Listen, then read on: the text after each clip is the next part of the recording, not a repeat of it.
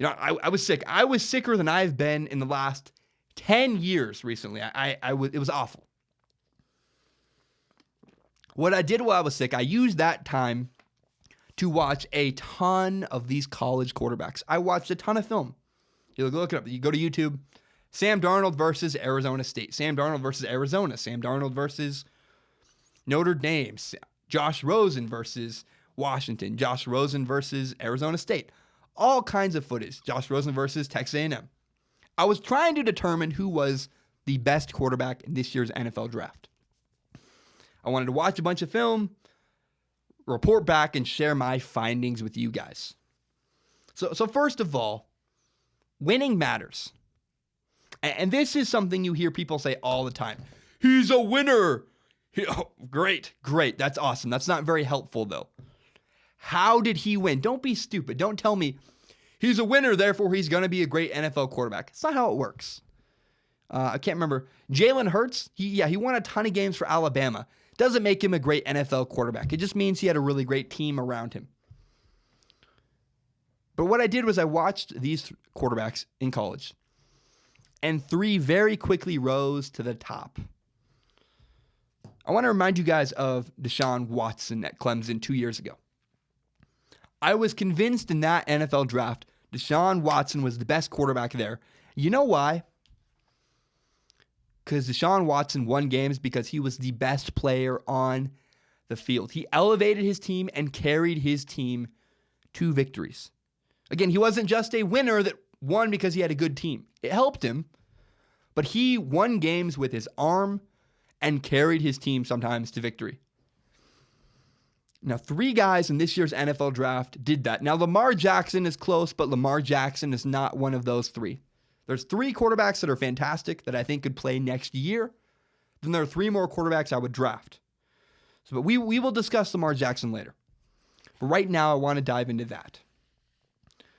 So Sam Darnold and Baker Mayfield won games with their arm. They made incredible throws and elevated their team tremendously. So did Josh Rosen. Josh Rosen elevated his team, but he did not win a lot of games. So Sam Darnold and Josh Rosen had systems and teams that were working against them. Sam Darnold dealt with bad play calling, and Josh Rosen had just horrendous teammates that could not seem to catch a ball for their life. I mean, Sam Darnold had awful people surrounding him. I worked at a movie theater in high school, and I worked in a bad system that set me up to fail. Have you ever done that? Have you ever worked in a system that's working against you? And it's really frustrating. So what I did, I worked at the front counter. I sold popcorn. And my boss wanted us to sell more, upgrade from a small drink to a medium. Do you want candy with that? Do you want a bagel maybe, or pretzel is what they're called? And I'll be honest, I was great at it. I was a great salesman. I was good with people. I didn't force it if you didn't want extras. But you'd be surprised how many people, if you just informed them, hey, honestly, that's really cheap if you just get this too. Oh, I'll take a Milk Duds or a Mike and Ike's. They wanted the stuff. They just weren't informed on the prices. And that really sold a lot of stuff. But some people simply didn't want you to buy it. And I wouldn't push it. I just wasn't going to push people. I didn't like that. Wasn't comfortable with that. Because nobody likes a pushy guy. It's just not who I am. I don't like that. Well, my boss, mainly my coworkers, my boss wanted my coworkers to sell more. Because I was the top. I was selling the most. So my boss, to elevate everybody else in the company, he initiated a mandatory script we had to use. God, it was frustrating. He made us say these certain words. We had to hold up candy every time we were selling. Every single transaction, we had to hold up candy. And he would hover around us to make sure we were following his really cheesy, really embarrassing script. And it was so frustrating. What was really frustrating is his scripts made people angry. And it made my job more difficult. Very similar to what happened with Sam Darnold and Josh Rosen. But I figured out how to overcome my boss's terrible scripts. Even though he's standing right behind me, I'd have fun with it. I'd say, I have to say this. Do you want more? I'd hold up. They make me hold up candy. I'd make fun of it. And I'd have fun with the script. And that actually made me sell even more. Because people, I think, felt bad for me. And I was just good with people. So I don't mean to knock USC's coaches. But Sam Darnold played in an unimaginative system that did not put people in their best position to be successful. That's what you do as an offensive coordinator. You create an offense that uses the strengths of your players and elevates everybody else. So Sam Darnold played in a bad system where Josh Rosen just had god-awful teammates. Oh my goodness. You know, I so badly wanted to criticize Josh Rosen for not winning more. I wanted to be, you know what?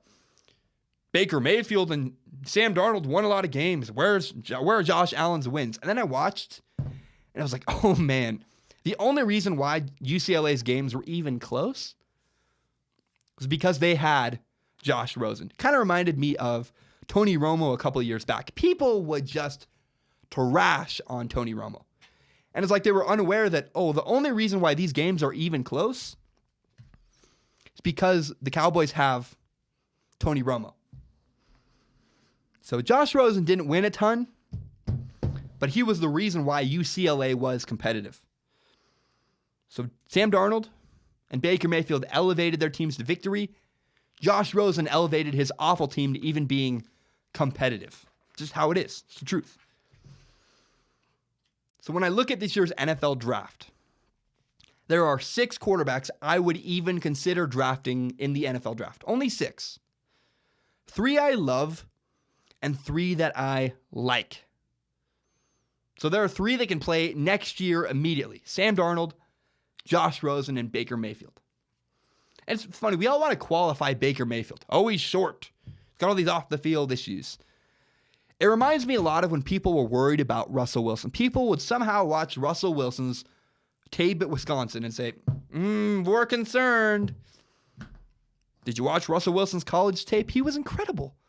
He made NFL throws. It's like, yeah, that dude can play. I don't care. I don't know what you're seeing. You're biased. Baker Mayfield shows a guy who won games from the pocket and won games with his arm.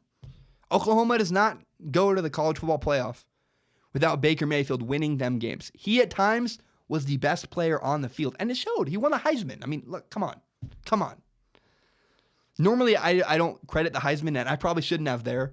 But the truth is, Baker Mayfield won games for Oklahoma with his arm by himself. Not by himself, but you know what I'm saying? Like, they're not the same team without Baker Mayfield. Kind of a cop-out. I guess you could say that about any quarterback. Truth is, Baker Mayfield, he was Oklahoma. So I like Baker Mayfield and Sam Darnold more than Josh Rosen for a couple reasons. First of all, I like their tape better. I think it's more interesting. And they did win more. But here's the truth about Josh Rosen, in my opinion. Quarterback is about more than just throwing the ball. Like, if we're all playing 7-on-7, yeah, Josh Rosen's the guy. But the truth is, Baker Mayfield and Sam Darnold can extend plays, and they can deal with pressure a lot better than Josh Rosen. You know, Josh Rosen, first of all, he's injured often. But second, he really struggled with a pass rush. I mean, the NFL pocket's not always clean. You got to be able to go off script at least a little bit. Make a guy miss and throw the ball. If it's not perfect, 1, 2, 3, throw the ball. I'm concerned about Josh Rosen a little bit. I don't know. He's a little bit of a deer in the headlights guy. I still like him. But Josh Rosen, of my top 3, it goes Baker Mayfield, Sam Darnold, in whatever order. Probably Sam Darnold 1, but whatever. And then Josh Rosen is the 3rd quarterback, definitively. 3rd quarterback on the list, in my opinion. I still like Josh Rosen. He's not my favorite quarterback in the NFL draft.